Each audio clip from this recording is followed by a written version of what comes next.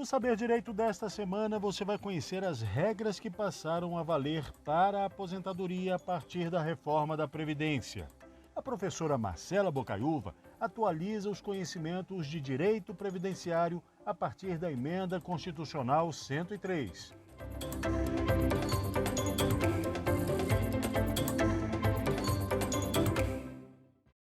Olá, sejam todos bem-vindos e bem-vindas à nossa quinta e última aula sobre o direito previdenciário do programa Saber Direito. Eu me chamo Marcela Carvalho Bocaiúva, sou especialista em direito previdenciário e é uma honra estar aqui com vocês.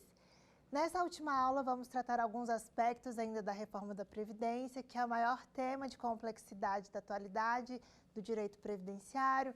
Vamos falar sobre algumas questões processuais, algumas questões sobre o processo administrativo da Previdência. Vamos falar também sobre as principais atualizações deste tema.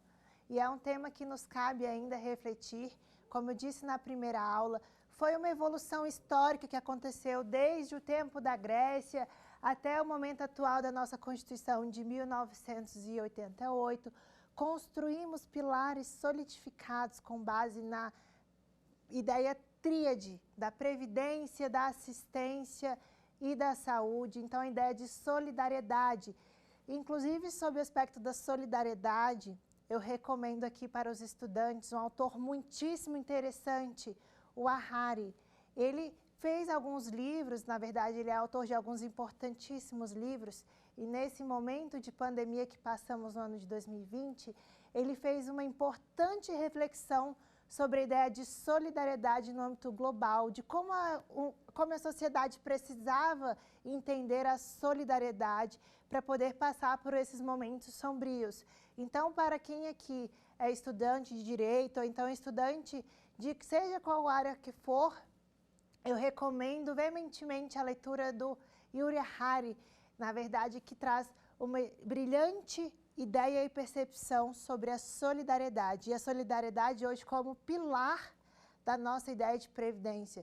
Então, foi uma construção histórica que passamos ali na humanidade para chegarmos hoje ao nosso Constituinte e que temos essa base solidificada de ideia de seguridade social ligada à ideia de solidariedade, ligada à ideia de assistência, previdência e saúde. Então, vejam que todos esses aspectos que abordamos, todas essas reformas que vivemos, é muito importante a gente entendê-las à luz dessas questões que passamos, essas construções históricas.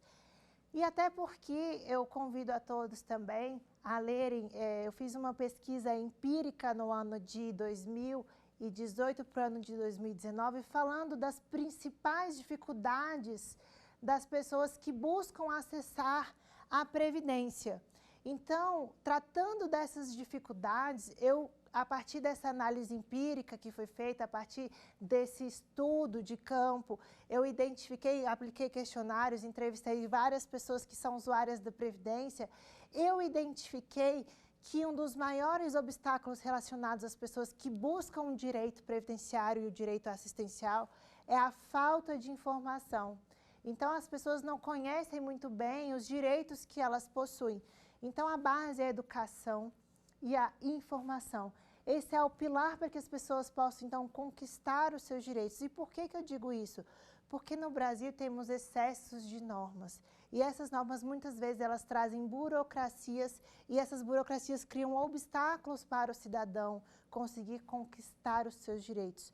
Então, a partir dessa percepção e dessa análise teórico-pragmática, dessa análise empírica do comportamento das pessoas que se baseiam ali naquelas pessoas que vão buscar o direito à previdência, naquelas pessoas que acreditam que têm algum direito e que muitas vezes encontram obstáculos, foi possível perceber que muitas vezes as pessoas não conseguem alcançar algum direito, em especial, eu digo que a previdência, que foi o meu campo de pesquisa, em especial pela falta de informação. Então, muitas vezes o excesso de legislação, ele leva ao cidadão diversos obstáculos, e não só essa questão, como também a falta de educação, a falta de informação. E agora também passamos por essa grande transformação digital no ano de 2020 em razão da pandemia, e muitas vezes as pessoas idosas, as pessoas com uma certa idade, as pessoas inclusive com falta de condições financeiras que sequer possuem internet em sua residência,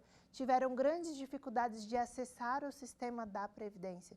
Então, ainda é necessário que se permita a informação, a educação e o acesso. Esses são os 3 pilares fundamentais, no meu ponto de vista, para que as pessoas consigam, então, obter esses direitos. Por isso, eu trago aqui, na verdade, mais essas reflexões teórico-pragmáticas, para que as pessoas também possam entender a importância da evolução do direito previdenciário, da seguridade social. Então, hoje o sistema da Previdência ele passa ainda por uma grande transformação digital. Eu entendo que, e vejo, aliás, vejo não, é uma percepção fática, porque eu também analisei a quantidade de servidores da Previdência, e não aqui de forma alguma desmerecendo o trabalho do servidor, pelo contrário, nós entendemos que são inúmeras dificuldades e ainda há um déficit muito grande na quantidade de servidores da Previdência Social, então é importante que se possa investir também nos servidores, na capacitação dos servidores, na saúde dos servidores, para que eles possam melhor atender os usuários da Previdência. Então, vejam quão importante é o entendimento dessa base para a construção de uma sociedade mais sólida, para que as pessoas possam, então, alcançar esses direitos através da educação, através da informação e agora através dessa inclusão digital, que inclusive é uma grande pauta desse momento pós-pandemia, inclusive acredito que é uma inclusão necessária para o público da Previdência Social, porque muitos idosos e muitas pessoas que buscam a Previdência sequer tinham uma internet no celular e sequer tinham possibilidade de alcançar algum requerimento através da internet, porque sequer tinham internet em casa. Então, essa transformação digital na Previdência também é um movimento necessário para a conquista desses direitos sociais. Então, falando ainda sobre a questão da reforma da Previdência e da questão também das grandes mudanças que aconteceram nesses últimos tempos, temos, obviamente, a emenda 103 e as consequências lógicas e conceituárias em relação a isso. Então, em relação ainda à reforma da Previdência, é importante destacar alguns aspectos, entre eles, a acumulação de benefício. O que significa a ideia de acumulação de benefício? A acumulação de benefício nada mais é do que a possibilidade de eu receber um benefício e receber outro benefício. Muitas pessoas ficam em dúvida. Que tipo de benefício eu posso acumular? Eu posso receber pensão, eu posso receber aposentadoria, eu posso receber auxílio acidente, eu posso receber pensão por morte, eu posso acumular?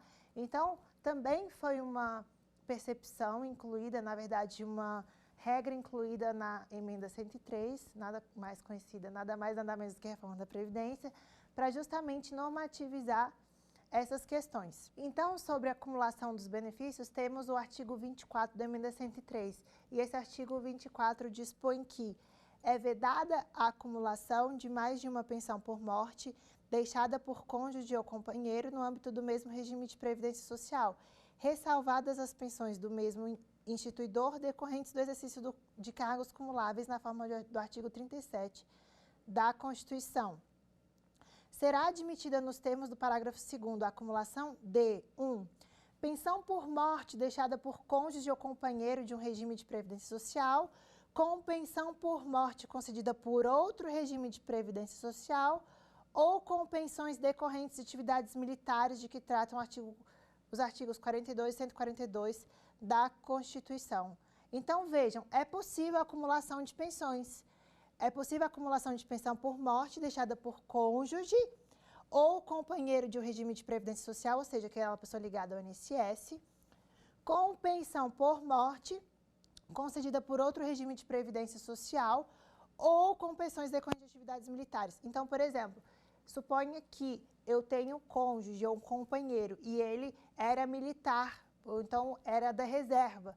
E ele, depois da reserva, veio a contribuir para a Previdência Social por algum tipo de atividade remunerada. Então, ele tinha a possibilidade de tanto contribuir para a Previdência e tanto tinha a questão do percebimento de um benefício em relação à atividade militar. Eu posso receber as duas pensões?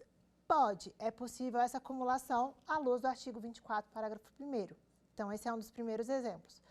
É possível a acumulação de pensão por morte deixada por cônjuge ou companheiro de um regime de previdência social, com aposentadoria concedida no âmbito do regime geral de previdência, ou regime próprio de previdência social, ou com proventos de inatividade decorrentes das atividades militares, que tratam os artigos 47 e 142 da Constituição.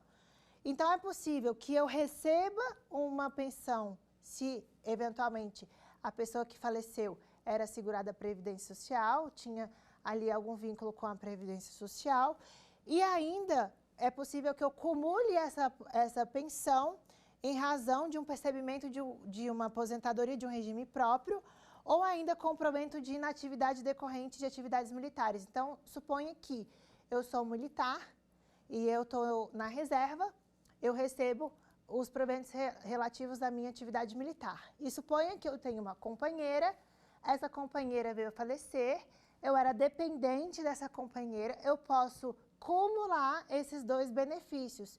Então, é possível a acumulação desses benefícios à luz do inciso 2º da emenda 103, do artigo 24.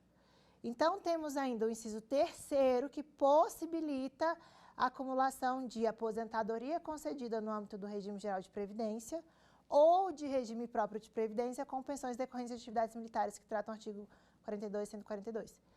Então, eu posso receber minha aposentadoria ligada ao regime geral de previdência, ou seja, suponha que eu seja aposentada pelo INSS, eu posso cumular essa aposentadoria com pensões decorrentes das atividades militares, de que tratam os artigos 142 e 42, e ainda ou concessão de benefícios de regime próprio de previdência. Então, é possível que, na verdade, eu tenha uma aposentadoria ou do INSS ou de um regime próprio de previdência, eu posso cumular esse meu benefício, essa minha aposentadoria, se eventualmente eu tiver essa aposentadoria ou do INSS ou do regime próprio, com a pensão por morte decorrente da atividade militar. Então, se eventualmente eu recebo, eu sou servidora pública, recebo uma aposentadoria do meu órgão e ali eu tenho eventualmente um cônjuge que era militar e esse militar venha a falecer, eu posso cumular os dois benefícios. Então, é possível a acumulação à luz do artigo 24 da emenda 103. Ainda segundo o artigo 24, parágrafo 2º, é possível a acumulação previstas no parágrafo 1º, conforme eu citei anteriormente, ainda assegurada a percepção do valor integral do benefício mais vantajoso e de uma parte de cada um dos demais benefícios, apuradas cumulativamente, de acordo com as seguintes faixas. Inciso 1º, 80% do valor igual ou inferior ao salário mínimo. Inciso 2º, 60% do valor que exceder um salário mínimo, até o limite de 2 salários mínimos. Inciso 3º, 40% do valor que exceder 2 salários mínimos até o limite de 3 salários mínimos. Inciso 4º, 20% do valor que exceder 3 salários mínimos até o limite de 4 salários mínimos. Inciso 5º, 10% do valor que exceder 4 salários mínimos. Então, professor, o que isso quer dizer na prática? Na prática, a emenda 103, ela trouxe a possibilidade de acumulação com ressalva nessa hipótese. Isso porque eu posso perceber o valor integral de um benefício e, conforme esses incisos citados, eu posso receber um percentual do outro benefício desde que eu atinja esses requisitos. Então, é possível a acumulação, e isso foi também uma grande mudança referente à reforma da Previdência, na possibilidade de acumulação. Então, eu posso acumular o benefício mais vantajoso e ainda vou receber uma parte do percentual do outro benefício. Então, 80% do valor igual ou inferior ao salário mínimo, 60% e assim sucessivamente, conforme o parágrafo 2º. E aí, qual é a grande mudança dessa situação? Eu ainda tenho que o parágrafo 3º dispõe que a aplicação do dispositivo no parágrafo 2º poderá ser revista a qualquer tempo, a pedido do interessado em razão de alteração de algum dos benefícios. Ainda o parágrafo 4º dispõe que a restrição previstas nesse artigo não serão aplicadas se o direito aos benefícios houver sido adquirido antes da data de entrada em vigor desta emenda. Então, esse parágrafo 4º é muito importante porque ainda naquelas hipóteses que eu mencionei sobre acumulação de benefícios, então suponha que eu tenho direito à pensão por morte, por inatividade, enfim, eu recebo a pensão por morte em razão de uma atividade militar. Mas suponha que eu ainda recebo esse benefício, que deu entrada nesse benefício depois da data da emenda, mas suponha que o falecimento ocorreu antes da data da emenda, antes de novembro de 2019. Eu posso acumular esse benefício e eu não tenho nenhuma restrição em relação à acumulação, isso porque já existia o direito adquirido. Então, ainda que eu dê entrada posterior à data da emenda, ainda que eu dê entrada ao pedido de pensão por morte, se o falecimento aconteceu antes da data da emenda, eu posso acumular sem essa restrição de percentual de acumulação de benefício. Então, esse parágrafo 4º, ele me garante o direito adquirido se, eventualmente, eu tiver essa hipótese. Se eu tive o direito adquirido antes, eu posso acumular o benefício e não terei essa redução disposta aqui no artigo 24, parágrafo 1º. Então, é muito importante que vocês possam entender essa ideia do direito adquirido. Então, se eventualmente tiver o direito adquirido, eu não vou ter essa restrição na acumulação. Agora, ainda que eu dê entrada posteriormente a novembro de 2019, que foi a data da emenda 103. Então, é importante essa percepção do parágrafo 4º, até para que vocês possam entender o momento correto. Ainda que seja posterior à data de novembro de 2019, se eu tenho direito adquirido, eu não vou ter aí essa limitação à acumulação de benefício.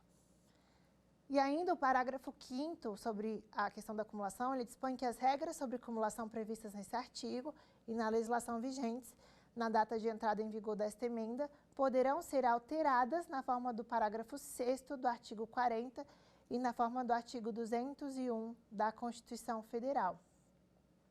Por que eu chamei a atenção para esse artigo? Na verdade, o que também foi um grande divisor de águas nessa emenda 103 de 2019 foi justamente a desconstitucionalização do direito previdenciário, em especial as regras da Seguridade Social. Então, quando vocês lerem a emenda 103, muitas das vezes vocês vão verificar que, conforme lei complementar, isso pode ser alterado, conforme a legislação, conforme isso pode ser alterado, as regras poderão ser previstas e alteradas segundo a legislação, lei complementar, legislação vigente. Espera aí, eu estou falando de uma questão constitucional. Então, essa proposta da desconstitucionalização do direito previdenciário foi algo que também trouxe uma grande insegurança até jurídica à proteção dessas normativas constitucionais, porque tudo agora pode ser alterado por legislação complementar, inclusive cálculo previdenciário que dispõe sobre direito de aposentadoria, pensão por morte e qualquer tipo de benefício, pode ser alterado tranquilamente por legislação complementar. No meu ponto de vista, essa desconstitucionalização do direito previdenciário é algo que fere amplamente o direito adquirido à segurança jurídica, porque, na verdade, você tem ali esferas que podem ser atingidas por mera legislação complementar. Até porque a proposta da emenda tramitou veementemente, foi algo que foi muito discutido, inclusive muito deliberado no parlamento. Então, a proposta de emenda, até pela sua necessidade de o percentual diferente para aprovação, ela tem os seus ritos muito mais rígidos. Agora, quando você permite a inclusão da possibilidade de alteração por lei complementar, inclusive isso está no texto da emenda 103, isso é algo que é muito preocupante para quem é da área, porque, logicamente, muitas questões poderão ser alteradas por mera legislação complementar. Então, vejam o quão delicado ficou esse assunto, até para podermos tratar de direitos e assuntos sensíveis da sociedade. A proteção do risco, a proteção ao indivíduo e a impossibilidade do retrocesso social deve ser algo iminente nas discussões. Então, quando você inclui uma vírgula e, ao final, possibilidade de alteração por lei complementar, isso gera uma insegurança jurídica à proteção social, aos riscos sociais e toda a sociedade que está protegida pelo sistema da Seguridade. Então, eu atento a esse ponto porque foi algo que foi muito discutido, a questão da desconstitucionalização do direito previdenciário, dos direitos sociais, inclusive, das conquistas sociais que, como eu venho batendo em todas as aulas e aqui menciono mais uma vez, o quão foi difícil caminhar para chegarmos à legislação, na verdade, à disposição constitucional que permeia a proteção dos direitos sociais. Então, quando a gente coloca essa vírgula, a possibilidade de alteração por lei complementar, isso acaba gerando, de fato, uma insegurança para o nosso sistema normativo, e em especial a proteção dos indivíduos que devem ser ali protegidos por essa questão do risco social e pela conquista que já foram efetivadas, em especial aos direitos sociais. Então, eu chamei a atenção para esse parágrafo 5º, justamente por trazer essa possibilidade de alteração da acumulação de benefícios na forma da legislação. Então, qualquer alteração no sistema previdenciário até o momento, e muitas vezes isso foi tratado por MP, enfim, mas a alteração do sistema foi realizada em razão da proposta de emenda. Então, a proposta de emenda, no meu ponto de vista, ainda que tenha passado com as devidas ressalvas, é a proposta correta e não por meio da desconstitucionalização da forma que foi proposta. Então, esse é um assunto muito sensível, eu chamo a atenção aqui dos espectadores para que possam, então, entender a necessidade dessa proteção social à luz das garantias constitucionais. Então, seguindo, a gente superou essa questão da possibilidade de cumulação, temos o artigo 27, por fim, que trata sobre a possibilidade do auxílio reclusão. Então, o artigo 27, parágrafo 1º, dispõe que, até que lei discipline o valor do auxílio reclusão, que trata o inciso 4º do artigo 201 da Constituição Federal, seu cálculo se dará na forma de pensão por morte, não podendo exceder o valor de um salário mínimo.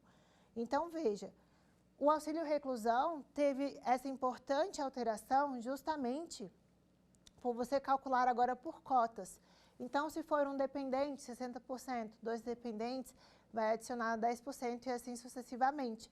Então, o auxílio reclusão teve essa alteração na forma de cálculo e na forma de concessão do benefício, justamente por prever essa possibilização da cota a depender da pessoa que está oferindo o benefício. Então, foi essa alteração que eu considerei como importante em relação à mudança do auxílio reclusão.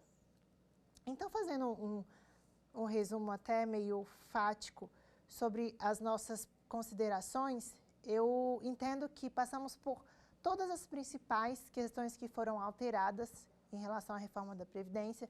Falamos sobre os regramentos permanentes, as regras de transições, aos benefícios que também foram alterados e sofreram impactos. E agora podemos falar sobre a questão do direito previdenciário até processual.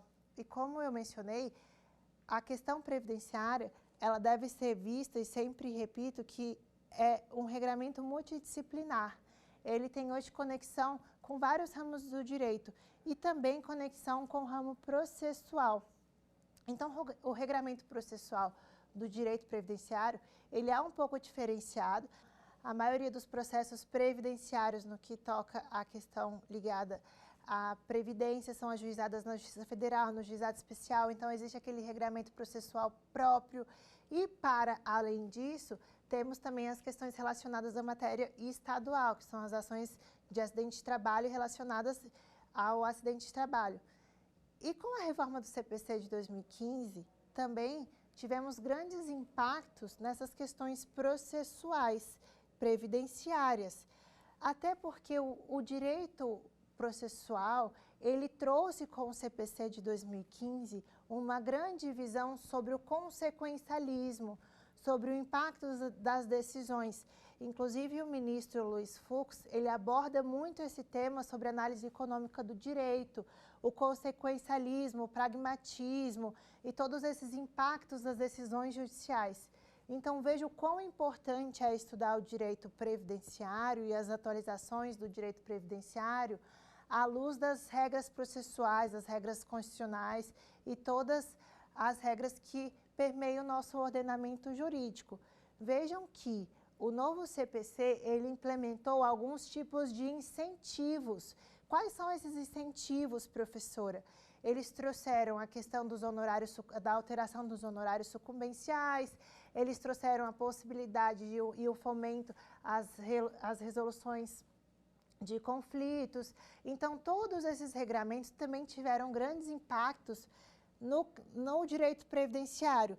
Então, hoje, a maioria dos processos do direito previdenciário são ajuizados no Juizado Especial Federal e a maioria desses processos também passam por uma audiência de conciliação. É claro que, nesse momento de pandemia, houve aí uma grande mudança em relação aos procedimentos da Justiça. E, de fato, esses procedimentos tiveram grande impacto também na vida da pessoa que necessita de um benefício. Então, passando por todo o processo, iniciamos o processo administrativo, onde o beneficiário se dirige à Previdência e, na verdade, hoje, tudo digital, essa pessoa faz um requerimento administrativo e é importante também os nossos telespectadores entenderem que a Previdência Social, representada aqui pela sua autarquia, o INSS, também tem o regramento de um procedimento administrativo. E dentro desse procedimento, desse processo administrativo, existem inúmeras possibilidades da concessão de benefícios. Então, vejam, um dos grandes motivos de indeferimento também da Previdência é relacionado ao reconhecimento de um companheiro. E muitas vezes esse reconhecimento de união estável, ele necessita de documentos. Então, muitas vezes essas documentações não são possíveis de serem geridas. Às vezes a pessoa vive em união estável e acaba que realmente não tem essa documentação necessária. Então, dentro de um processo administrativo, quando o beneficiário busca dar entrada em um processo, ele pode requerer uma audiência de justificação. O que seria essa audiência de justificação? Ele pode, então, ainda no âmbito administrativo, solicitar a oitiva de determinadas testemunhas para comprovação da união estável e, consequentemente, a concessão do benefício previdenciário. Então, é importante que as pessoas conheçam esses mecanismos que existem na utilização desses procedimentos administrativos, justamente para que não sejam preteridas na busca da concessão de seus direitos, em especial no âmbito do direito previdenciário. Isso eu só informo porque há inúmeras possibilidades das pessoas, inclusive atuarem de forma autônoma. Eu, como sou profissional e conheço a legislação e os procedimentos, eu sempre indico o acompanhamento desse processo administrativo com um profissional capacitado, um advogado que conheça bem da área, até para que não tenha nenhum prejuízo. Mas dentro do âmbito administrativo, não é necessária a presença do advogado, de modo que é disponível a esse usuário todos esses mecanismos. Ainda que se tenha um indeferimento, é possível também realizar um recurso à junta administrativa do INSS. O INSS hoje possui um setor, que é um setor que possui profissionais habilitados e capacitados para analisarem os possíveis recursos administrativos também dos usuários. Então, isso é muito importante, é uma ferramenta de muita importância para os usuários da Previdência. Além dessa questão da possibilidade do recurso, ainda há essas possibilidades de revisão de benefício. Então, é possível que a pessoa entre com o pedido de revisão de benefício e lá no sistema do Meu INSS existe a possibilidade de simulação, inclusive no sistema do Meu INSS já existe ali todas as possibilidades de pedido de revisão de benefício. Então, é algo muito interessante de que as pessoas podem se utilizar. Então, para além dessa questão dos processos administrativos, que são algumas ferramentas disponíveis aos usuários, temos também a questão dos prazos. Existe também o prazo decadencial para que as pessoas busquem a revisão de seus benefícios. O que significa o prazo decadencial?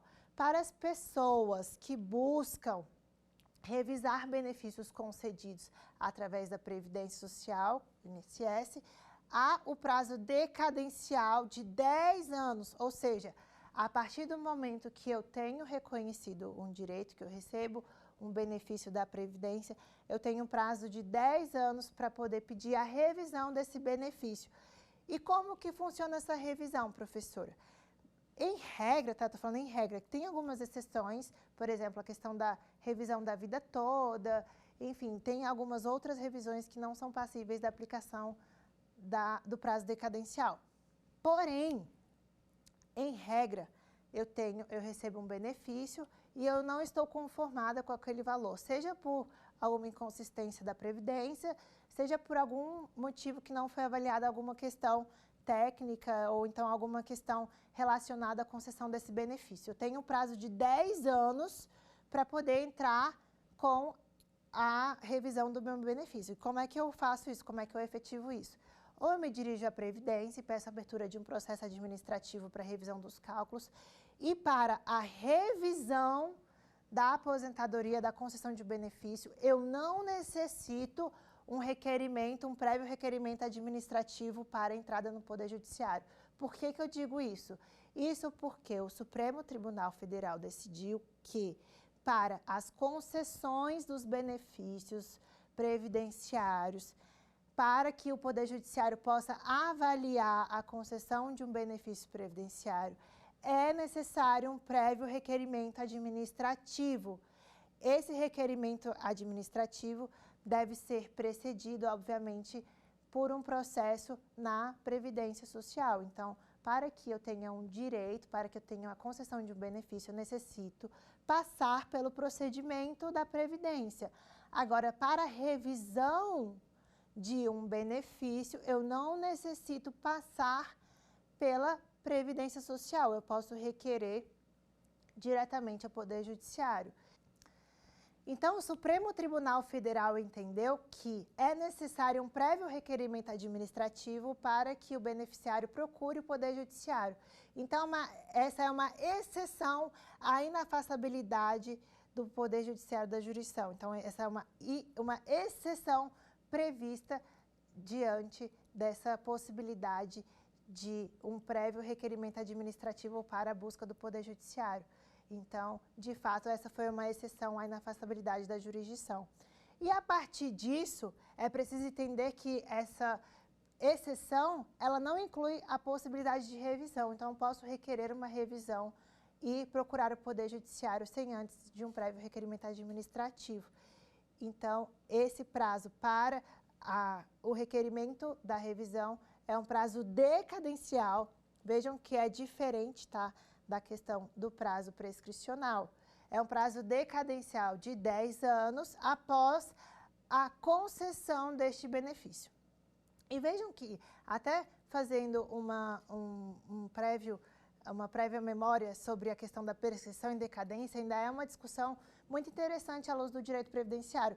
Então, é importante a gente até distinguir um pouco esses instrumentos, na verdade, o direito decadencial e o direito prescricional, que, por hora, são questões, né, de direito material. E, para além disso, além dessas questões processuais, a gente tem que também fazer uma memória a questão da revisão dos atos administrativos.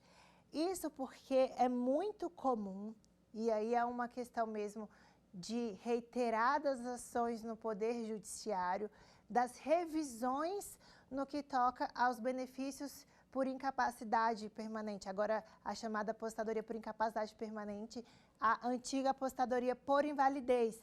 Então, todas as pessoas que estão aposentadas, a depender da idade, tá? Até porque tem um limite de idade para essa revisão, estão sujeitas a uma revisão. Por que eu digo isso? Porque, na verdade, as pessoas estão sujeitas à revisão da administração pública aos atos administrativos. Então, a concessão da aposentadoria nada mais é do que um ato administrativo que está sujeito também à revisão. Inclusive, não só por isso, mas à luz também do que dispõe a Lei 8.213. Então, todas as pessoas que estão sujeitas e que recebem ou que, enfim, tenham o direito a um benefício por incapacidade permanente, essas pessoas estão sujeitas a revisões. Então, em razão dessas revisões em que o governo faz, em especial no que toca a esses benefícios por incapacidade, é importante que o telespectador que esteja nos acompanhando, ele possa entender que é necessário sempre estar munido das documentações, dos relatórios médicos, porque é muito comum ser convocado para uma perícia.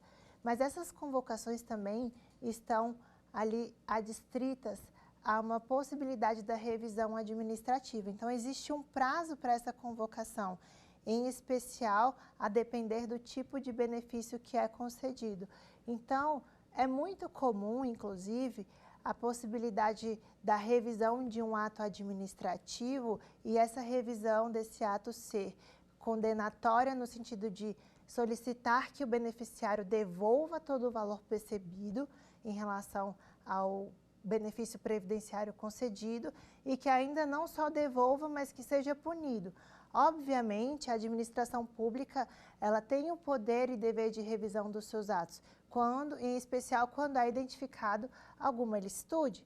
Porém, quando o beneficiário está de boa fé, e isso é muito comum acontecer, essa revisão está sujeita a um prazo decadencial e essa revisão, além de estar sujeita ao prazo decadencial, não é passível de devolução a depender da comprovação da boa-fé do usuário.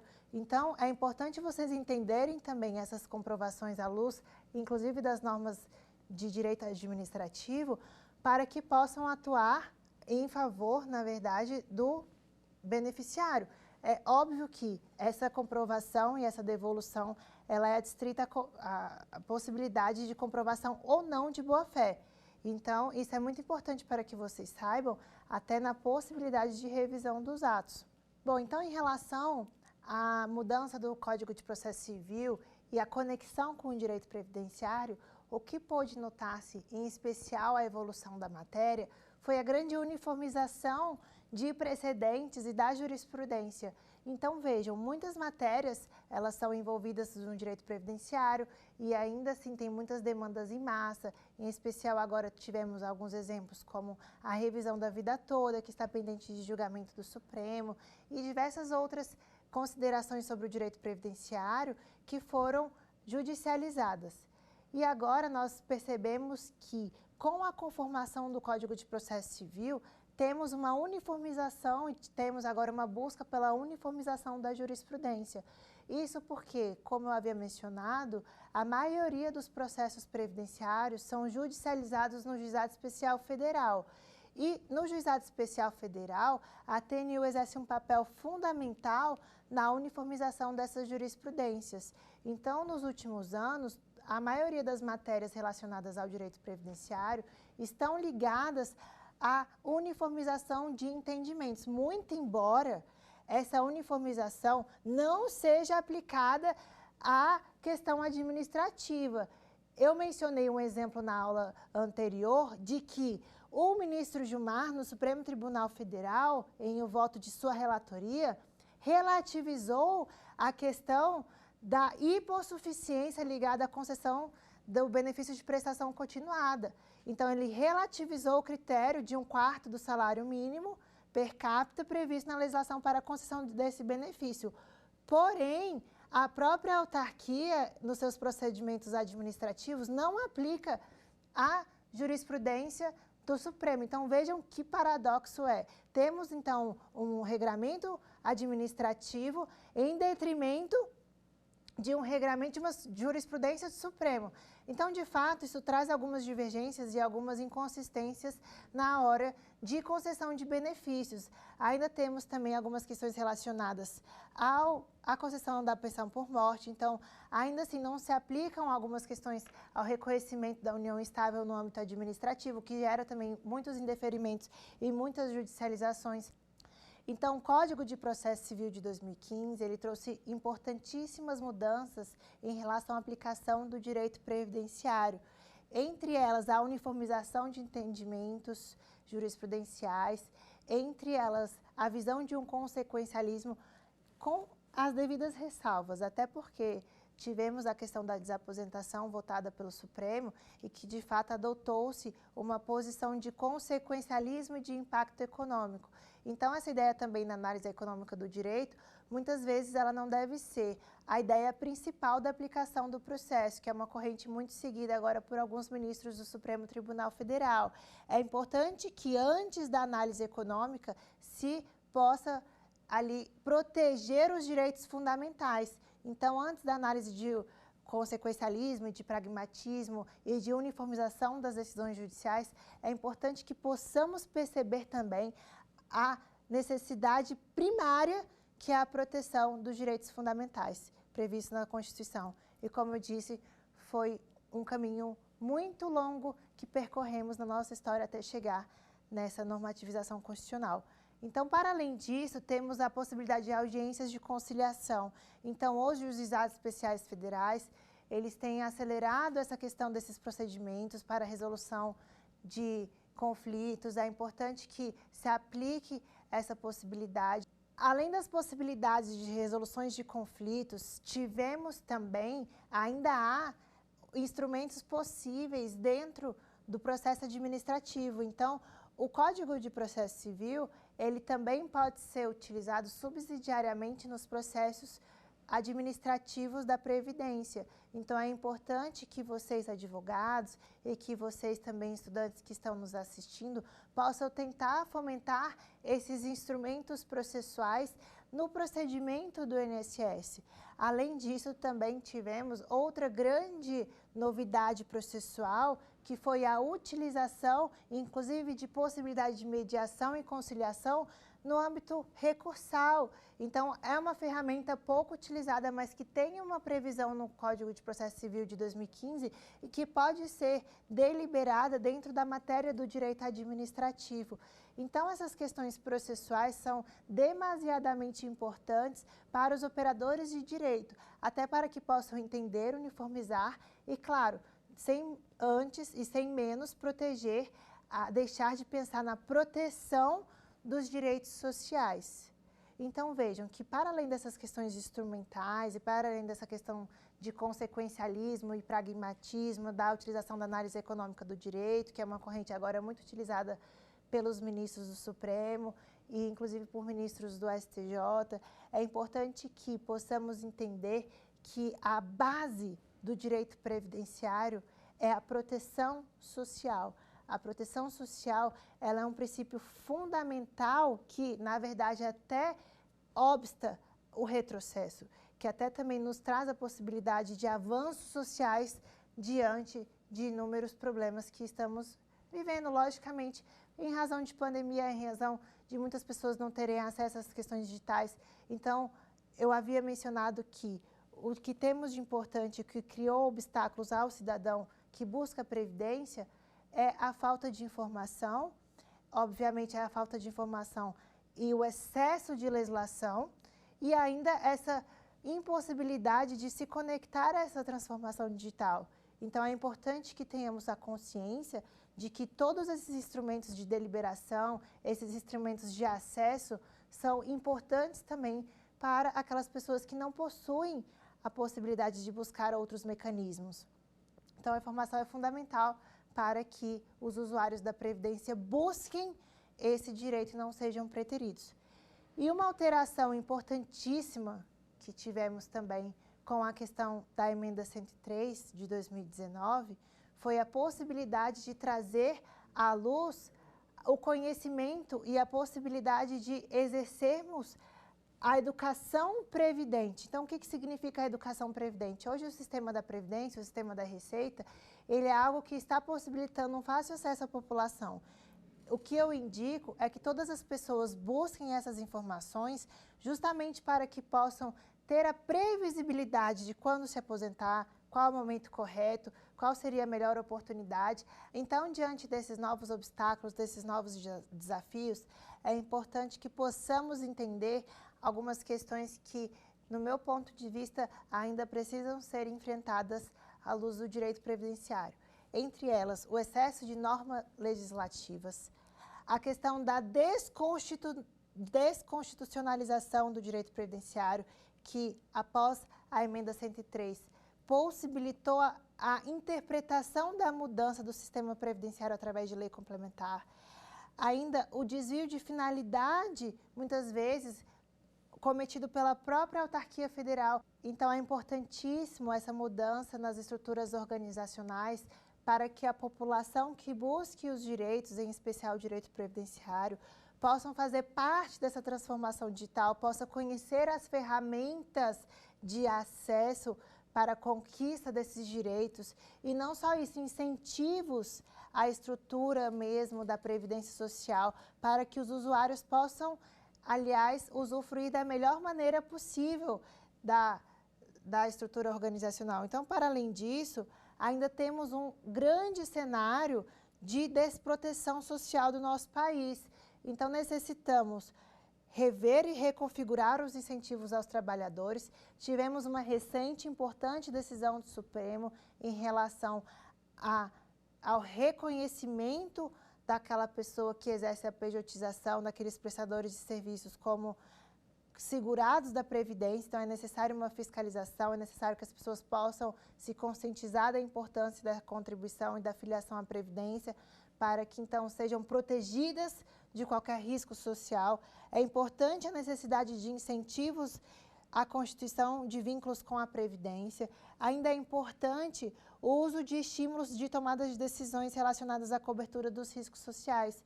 Então, veja o quão importante é o incentivo do Estado para que o cidadão não sofra problemas na conquista de seus direitos. E agora vamos para o quiz para que possamos avaliar os conhecimentos adquiridos nesta aula.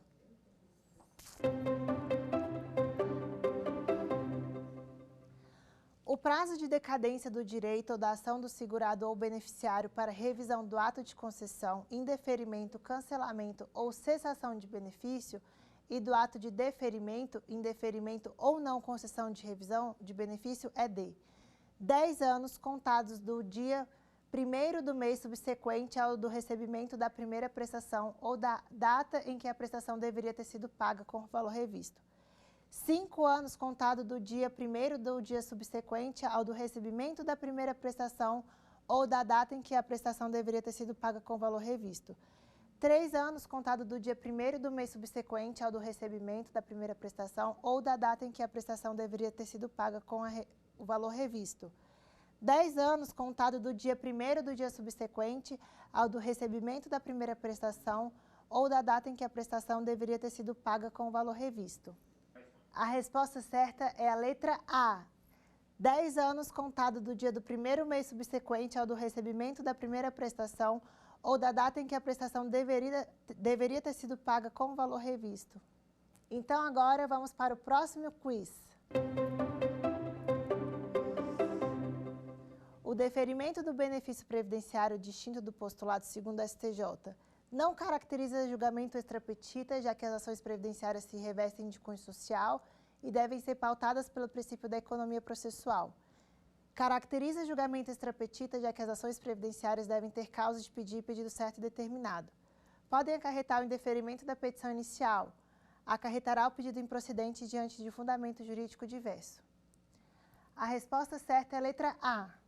Não caracteriza julgamento extrapetita, já que as ações previdenciárias se revestem de cunho social e devem ser pautadas pelo princípio da economia processual. Estamos chegando ao fim do nosso curso de Direito Previdenciário e gostaria de agradecer a todos aqui presentes que acompanharam o nosso curso. Tratamos sobre as principais alterações da reforma da Previdência com a emenda 103 de 2019, Tratamos sobre os principais aspectos históricos e teóricos sobre o direito previdenciário, sobre a ideia da Seguridade Social, sobre a proteção do risco, sobre os direitos assistenciais, os direitos sociais. Tratamos da evolução desses direitos, como chegamos até ao Constituinte de 1988, como isso foi disposto na Constituição. Tratamos da multidisciplinariedade do direito processual previdenciário e do direito previdenciário. Tratamos ainda de todas as questões inerentes à previdência social, as questões práticas, trouxemos julgados, então fizemos um grande arcabouço sobre o direito previdenciário. Eu agradeço a todos que nos acompanharam até aqui, foi um imenso prazer estar com vocês e, mais uma vez, o meu muitíssimo obrigado em nome da TV Justiça. Quer dar uma sugestão de tema para os cursos do Saber Direito? Então mande um e-mail para a gente, saberdireito@stf.jus.br, ou entre em contato por WhatsApp. O número é esse que aparece na tela. Você também pode acompanhar as aulas pela internet. Acesse tvjustiça.jus.br ou nosso canal no YouTube, TV Justiça Oficial.